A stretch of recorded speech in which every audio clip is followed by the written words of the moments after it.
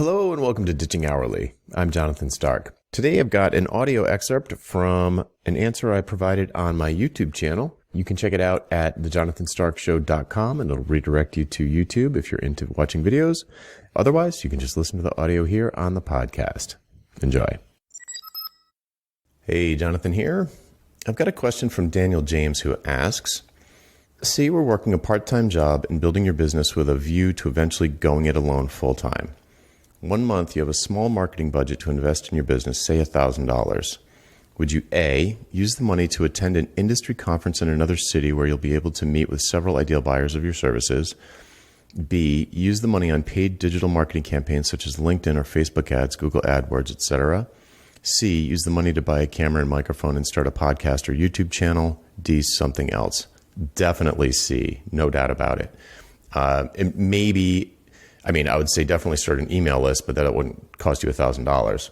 So what I would do is definitely set myself up with a publishing platform, whether it's podcasting or YouTube, and honing. The problem with those two things, YouTube, you get some interaction in the comments. Podcasting, you don't get a lot of feedback from a podcast. So there are a couple of things that are, the thing that I would want you to do is start to polish your message. And the best way to do that is through conversation, which you could do, in asynchronously or with an email list, or you could do it synchronously by interviewing people on your podcast or interviewing people on YouTube or engaging with YouTube comments. But you need to have some kind of a focus to start. Otherwise, you just end up with whatever interests me today, I'm going to talk about, and it turns into this kind of flea market of different ideas that don't kind of hold together.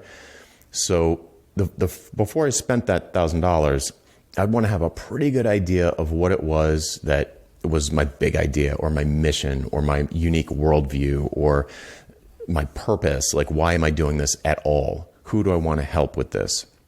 And come at it with a very service-oriented mindset, because you're attempting to be in the service business. So you're trying to help people. Who do you want to serve? There are probably plenty of people you wouldn't want to serve.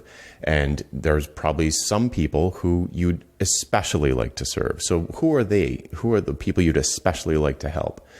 Focus in on them, and where's the intersection of their interests and needs and big opportunities that they want to capture. Where does that intersect with your superpower, your skill set, your area of expertise? Where is the overlap? And, if that's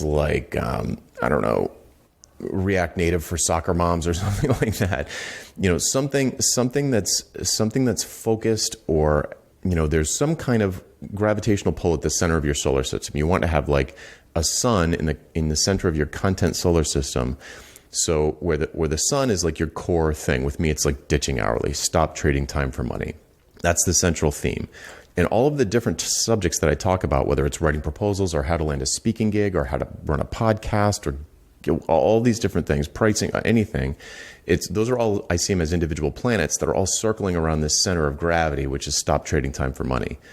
And if you have that already, you might have that already, in which case it'd be blow the grand on a Simplecast account, a microphone, and maybe Zoom or something, so that you can interview people really easily. And publish, share like crazy. Create a mailing list attached to it and try and get people on the mailing list, because it's really easy to have a pretty good conversation with people on your mailing list, especially when it's small. You can get if you're attracting the right kinds of people, the people you want to serve, then you can be like, well, did this land with you? Did you understand what I meant with this? Did this turn on a light bulb for you?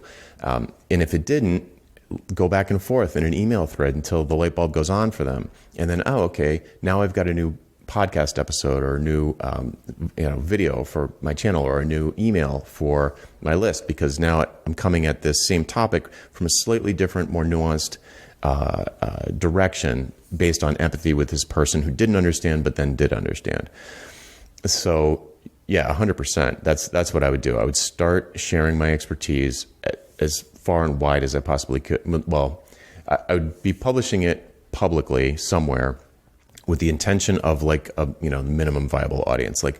Who can I connect with to start a little fire, to feel like I'm getting some traction, to feel like, I'm getting word of mouth. Wow, people are forwarding my whatever. You maybe have a lead magnet or you've got something to attract people to your mailing list.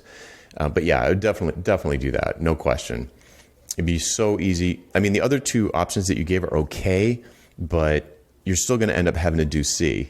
So I would just start with C because it's the safest, and I think it's it's where your message will get forged, so to speak.